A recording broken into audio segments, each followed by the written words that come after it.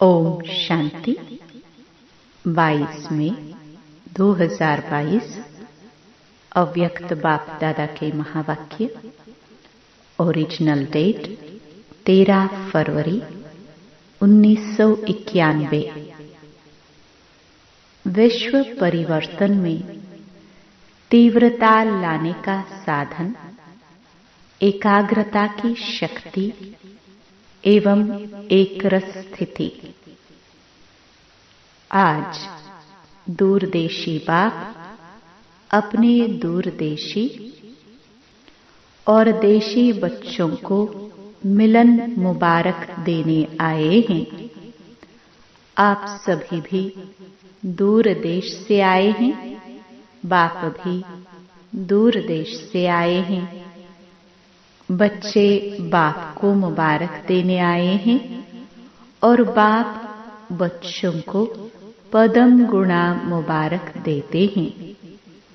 मनाना अर्थात समान बनाना। दुनिया में सिर्फ मनाते हैं, लेकिन बाप मनाते अर्थात बनाते हैं।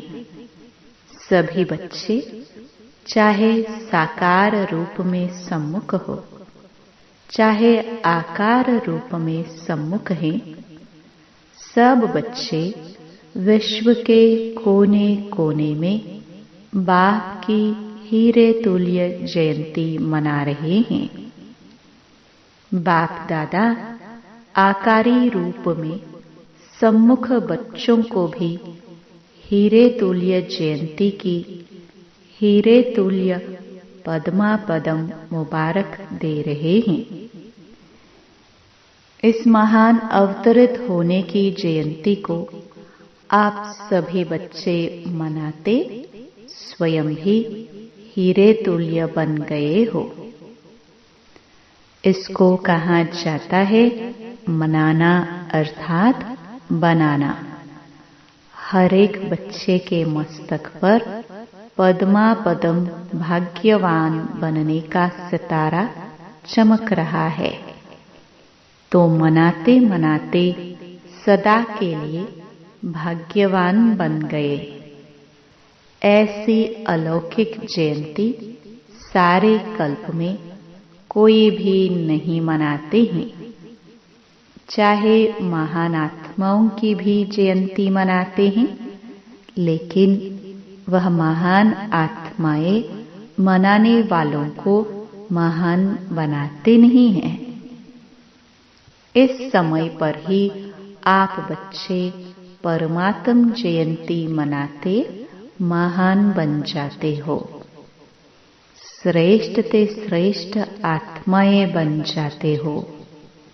ऐसे हीरे तुल्य जीवन बनाते जो जन्म जन्मांतर हीरे और रत्नों से खेलते रहते। आज का यादगार दिवस सिर्फ बाप का नहीं है, लेकिन बच्चों का भी बर्थडे है, क्योंकि जब बाप अवतरित होते हैं तो बाप के साथ ब्रह्मा दादा भी परिवर्तित आत्मा अवतरित होते हैं। बाप और दादा दोनों का साथ साथ अवतरण होता है। सिवाय ब्राह्मणों के बाप दादा स्थापना का यज्ञ रच नहीं सकते। इसलिए बाप दादा और ब्राह्मण बच्चे साथ साथ अवतरित होते हैं। तो किसका जन्मदिन कहेंगे, आपका या बाप का? आपका भी है ना? तो आप बाप को मुबारक देते और बाप आपको मुबारक देते। शिव जयंती अर्थात परमात्म जयंती को महाशिवरात्रि क्यों कहते हैं? सिर्फ शिवरात्रि नहीं कहते, लेकिन महाशिवरात्रि कहते हैं, क्योंकि इस अवतरित दिवस पर शिव बाप, ब्रह्मा दादा और ब्राह्मणों ने महान संकल्प का व्रत लिया कि विश्व को पवित्रता के व्रत से महान श्रेष्ठ बनाएंगे।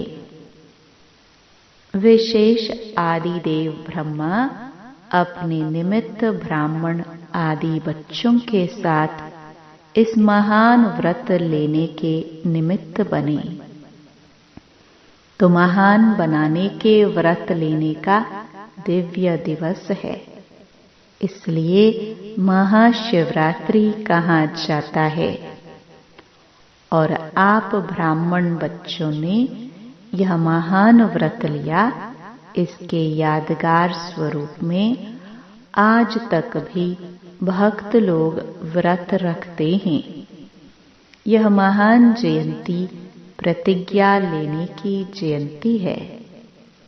एक तरफ प्रत्यक्ष होने की जयंती है, दूसरी तरफ प्रतिज्ञा लेने की जयंती है। आदि समय में आप सभी जो भी निमित्त बने, आदि देव के साथ आदि रतन निकले, उन्हों की प्रतिज्ञा का प्रत्यक्ष फल आप सभी प्रत्यक्ष हुए।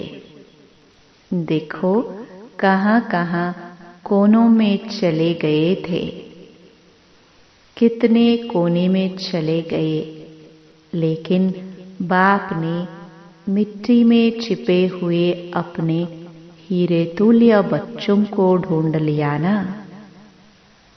अभी तो विश्व के कोने कोने में आप होलिएस्ट और हाईएस्ट हीरे चमक रहे हो। तो यह परमात्म जयंती के व्रत और प्रतिज्ञा का फल है।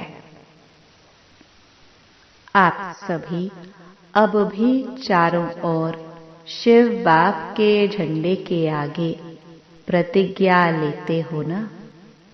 तो यह आदि रस्म की विधि अब तक आप भी करते रहते हो। यह परमात्म जयंती, जिसको शिवरात्रि भी कहते हैं, रात्रि अर्थात अंधकार, अंधकार में जो व्यक्ति व वस्तु जैसी होती है वैसे दिखाई नहीं देती है, होते हुए भी दिखाई नहीं देती। जब बाप अवतरित होते हैं तो आप भी जो आप हैं, जो हैं, जैसे हैं, न अपने आप को देख सकते थे, न बाप को देख व जान सकते थे। मैं आत्मा हूँ, यह होते हुए भी ज्ञान व अनुभव के नेत्र द्वारा देख नहीं सकते थे।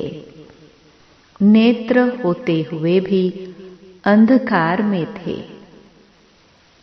नेत्र यथार्थ कार्य नहीं करते थे, स्पष्ट दिखाई नहीं देता। तो आप भी अंधकार में थे ना, अपने को ही नहीं देख सकते थे। इसलिए बाप पहले इस अंधकार को मिटाते हैं। तो शिव रात्रि अर्थात अंधकार को मिटाए, यथार्थ का प्रकाश प्रज्वलित होना, इसलिए शिवरात्रि कहकर मनाते हैं। भक्ति मार्ग की विधियां भी आपकी यथार्थ विधियों का यादगार है। एक तरफ भक्तों की विधि और दूसरे तरफ है बच्चों की संपूर्ण विधि। दोनों ही देख बाप हर्षित होते हैं। आप लोग भी हर्षित होते हो ना कि हमारे भक्त फॉलो करने में कितने होशियार हैं। लास्ट जन्म तक भी अपनी भक्ति की विधियां निभाते आते हैं। तो यह सब है बाप और आप बिंदु रूप की कमाल। शिव बाबा के साथ सालिग्राम भी साथ साथ पूजे जाते हैं। आप सभी बिंदु रूप के महत्व को जानते हो, इसलिए आज तक भक्तों में शिव अर्थात बिंदु स्वरूप का महत्व है। वह सिर्फ बिंदु रूप को जानते हैं, यथार्थ नहीं जानते हैं। अपने रूप से जानते हैं, लेकिन आप बाप को सिर्फ बिंदु रूप से नहीं, लेकिन बिंदु के साथ जो सर्व खजानों का सिंधु है, तो बिंदु के साथ सिंधु रूप को भी जानते हो। दोनों रूप से जाना है ना। सिंधु स्वरूप को जानते आप भी मास्टर सिंधु बन गए। आप में कितने खजाने भरे हुए हैं, हिसाब लगा सकते हो।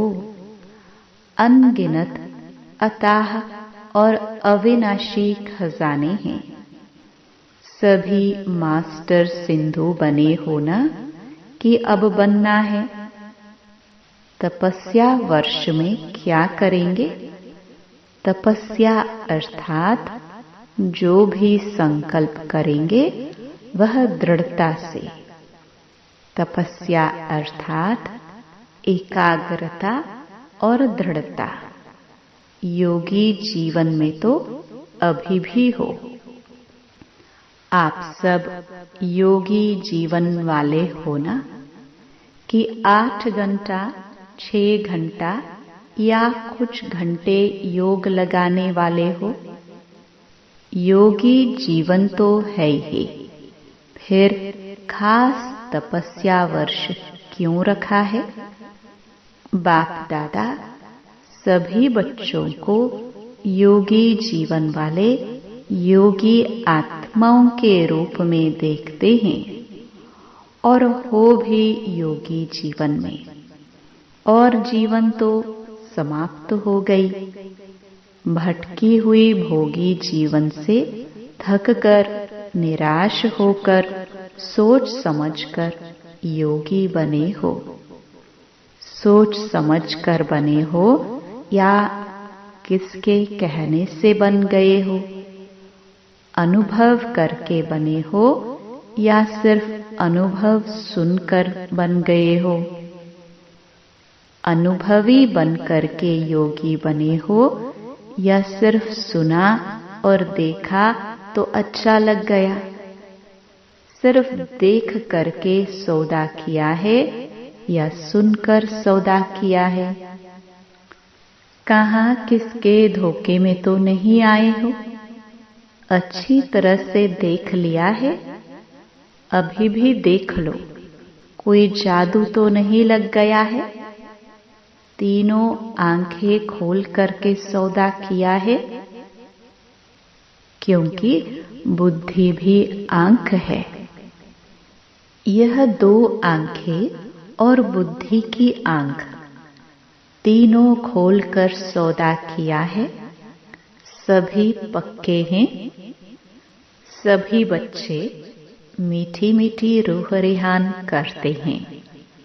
कहते हैं बाबा है तो आपके ही, और कहाँ तो जाएंगे ही नहीं।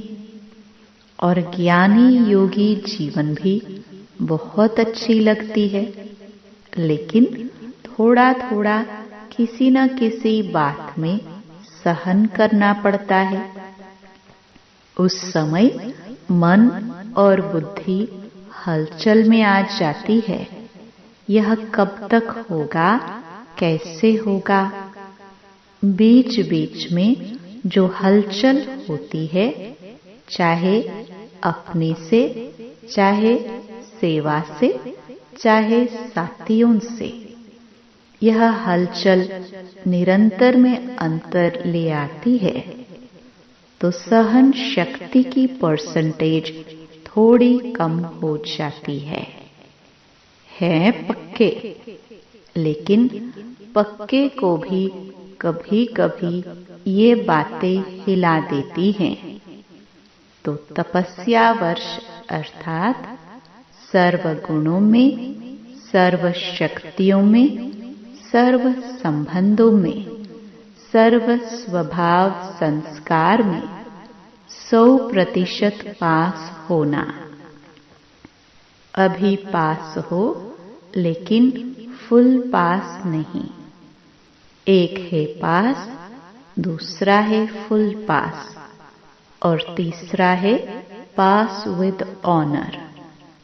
तो तपस्या वर्ष में अगर पास विद ऑनर थोड़े बने तो फुल पास तो सब बन सकते हैं। और फुल पास होने के लिए सबसे सहज साधन है, जो भी कोई पेपर आते हैं और इस तपस्या वर्ष में भी पेपर आएंगे। ऐसे नहीं कि नहीं आएंगे, लेकिन पेपर समझकर पास करो। बात को बात नहीं समझो, पेपर समझो। पेपर के क्वेश्चन के विस्तार में नहीं जाते। यह क्यों आया, कैसे आया, किसने किया। पास होने का सोचकर पेपर को पार करते हैं। तो पेपर समझकर पास करो। यह क्या हो गया, ऐसा होता है क्या, या अपनी कमजोरी में भी यह नहीं सोचो कि यह तो होता ही है।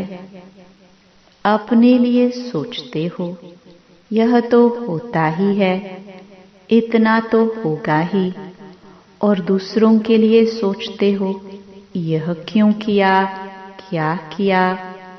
इन सब बातों को पेपर समझकर फुल पास होने का लक्ष्य रख करके पास करो। पास होना है, पास करना है और बाप के पास रहना है तो फुल पास हो जाएंगे। समझा? अभी मेजॉरिटी रिजल्ट में देखा जाता है, कई बातों में तो अच्छी तरह से पास हो गए हैं। सिर्फ अपने पुराने स्वभाव और संस्कार जो कभी कभी नए जीवन में इमर्ज हो जाते हैं, अपने व दूसरों के स्वभाव संस्कार भी टक्कर खाते हैं। अपना कमजोर संस्कार दूसरे के संस्कार से टक्कर खाता है। यह कमजोरी अभी विशेष लक्ष्य को पहुंचने में विघ्न डालती है। फुल पास के बजाय पास मार्क दिला देती है।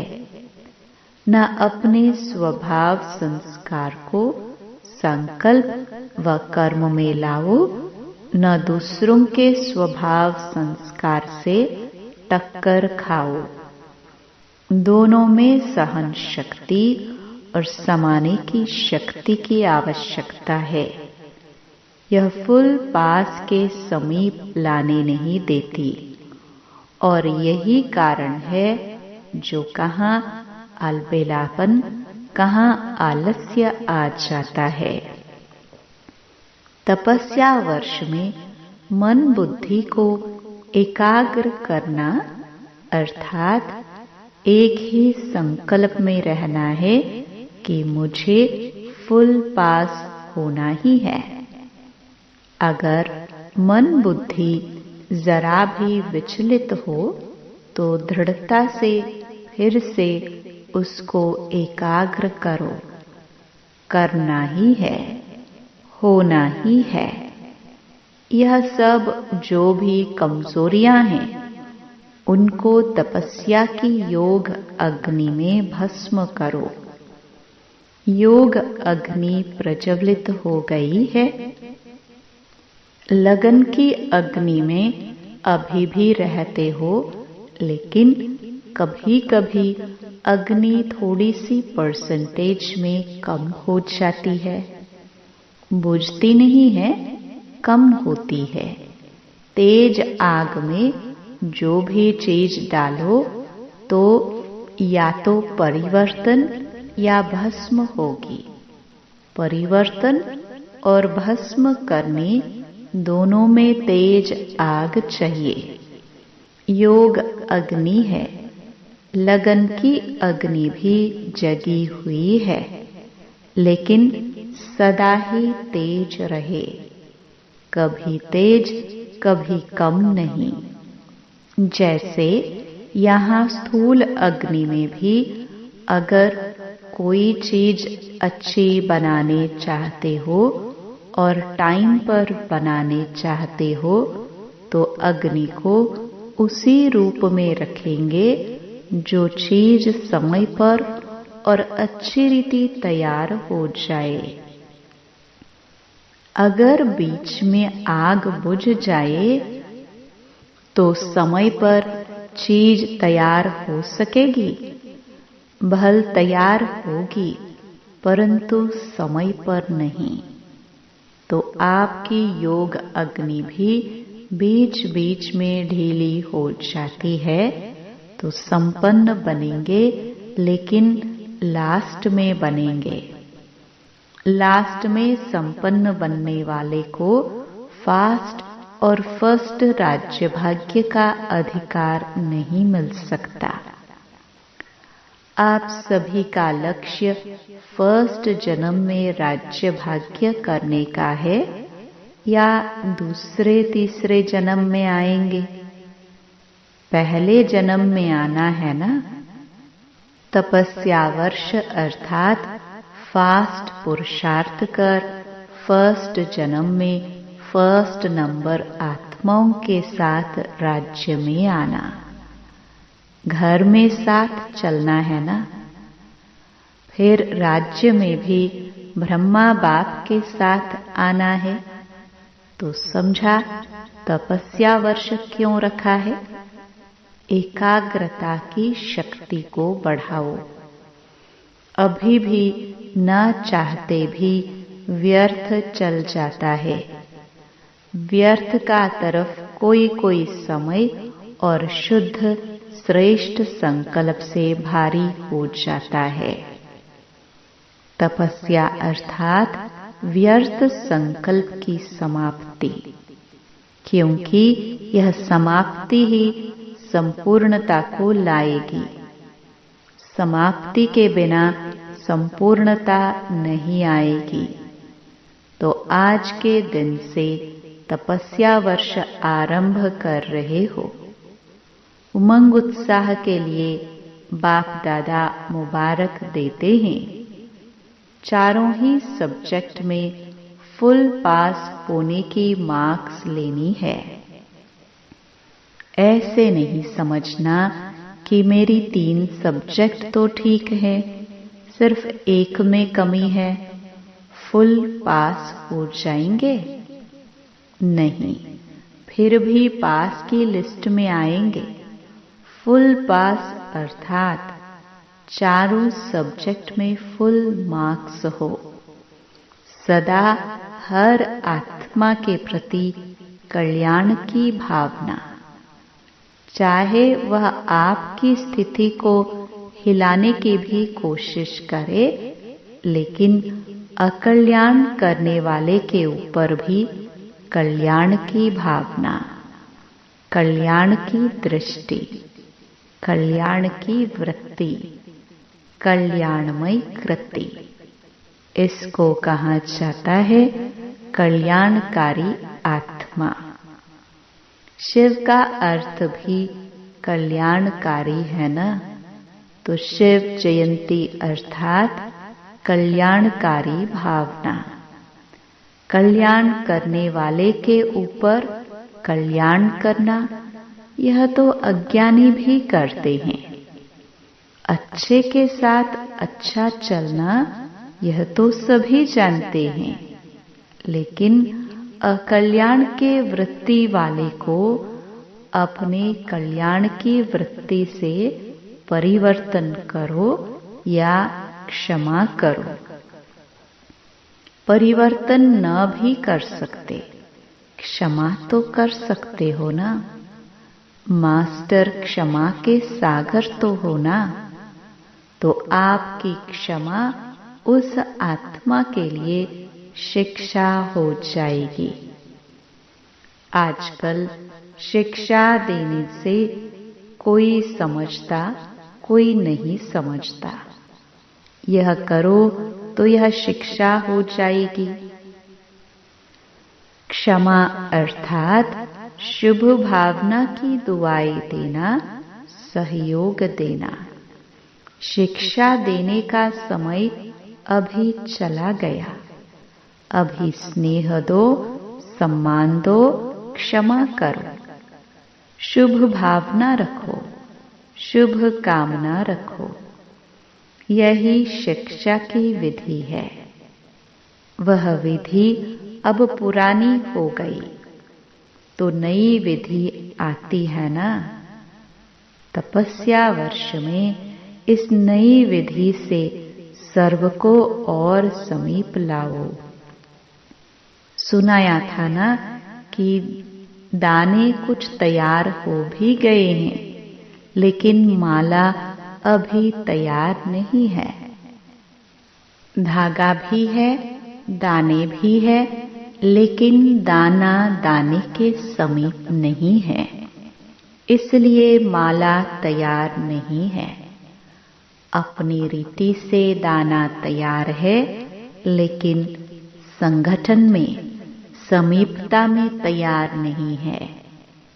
तो तपस्या वर्ष में बाप समान तो बनना ही है, लेकिन दाना दाने के समीप भी आना है।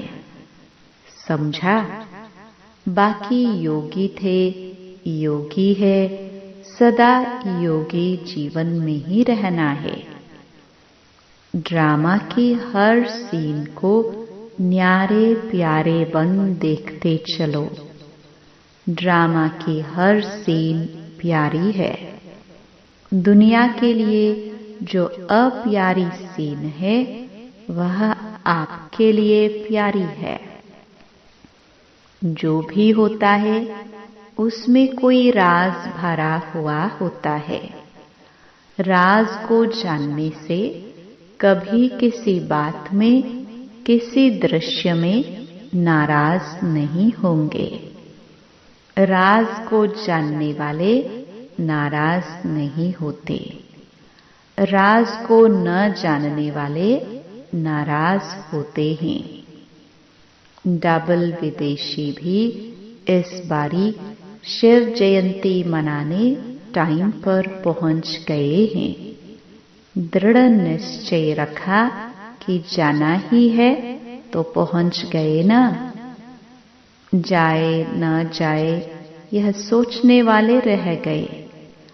अभी तो यह कुछ भी नहीं है, अभी तो होना है।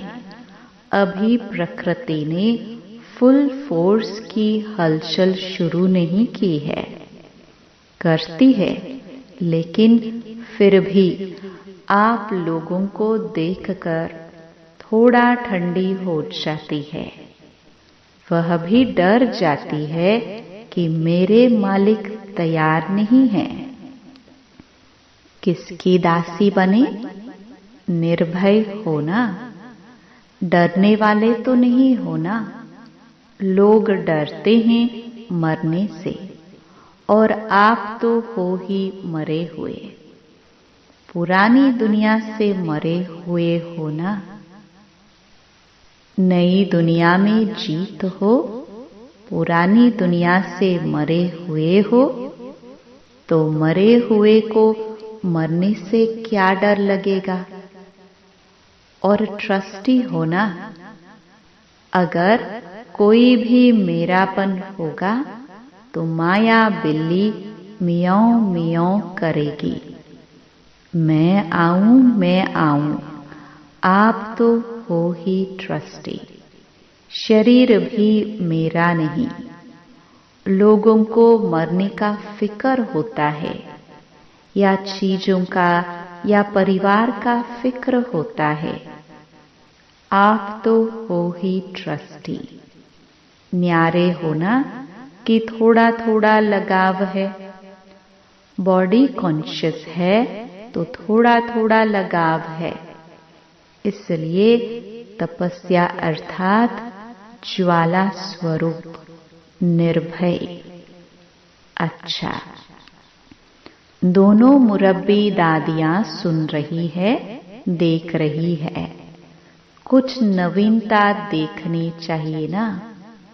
बाप दादा ने पहले भी सुनाया कि एक है वाणी की सेवा, दूसरी है फरिश्ता मूर्त और शक्तिशाली स्नेहमयी दृष्टि की सेवा। कुछ समय इन्हों को यह सेवा का पाठ मिला हुआ है। आदि से वाणी और कर्म की सेवा तो करती ही रही है। इस विधि की सेवा का यह भी ड्रामा में है। अंत में यही सेवा रह जाएगी। यह पाठ थोड़े समय के लिए इन्हों को मिला है। फिर भी मुरब्बी बच्चे हैं ना, इन्हों के हिसाब किताब चुकतू होने में भी सेवा है। निमित्त हिसाब है लेकिन राज सेवा का है। बेहद के खेल में यह भी एक वंडरफुल खेल है। दोनों का पाठ भी नवीनता है। यह जल्दी जल्दी हिसाब किताब चुकतो कर संपन्नता और संपूर्णता के समीप जा रही हैं। अकेले नहीं जाएंगे, यह कोई नहीं सोचो। हर एक को चुकतू तो करनी ही है, लेकिन कोई सिर्फ चुकतू करता है, कोई चुकतू करते भी सेवा करते हैं। सारे विजयी बन गए ना। सबकी दुआओं की दवा भी सूली से कांटा कर देती है। हिसाब किताब के प्रभाव में नहीं आई। दोनों ठीक हो गए हैं। सिर्फ परहेज में है, रेस्ट भी परहेज है। जैसे खाने में परहेज होती है, यह फिर चलने फिरने बोलने की परहेज है। स्नेह क्या नहीं कर सकता है। कहावत है, स्नेह पत्थर को पानी कर सकता है। तो यह बीमारी नहीं बदल सकता है? बदल तो गई ना। हार्ट की बीमारी बदल गई, पत्थर से पानी तो हो गया ना। तो यह आप सबका प्यार है। बाकी अब सिर्फ पानी रह गया, पत्थर खत्म हो गया। रेस्ट में रहने से दोनों के चेहरे चमक गए हैं। परिवार का प्यार भी बहुत मदद देता है।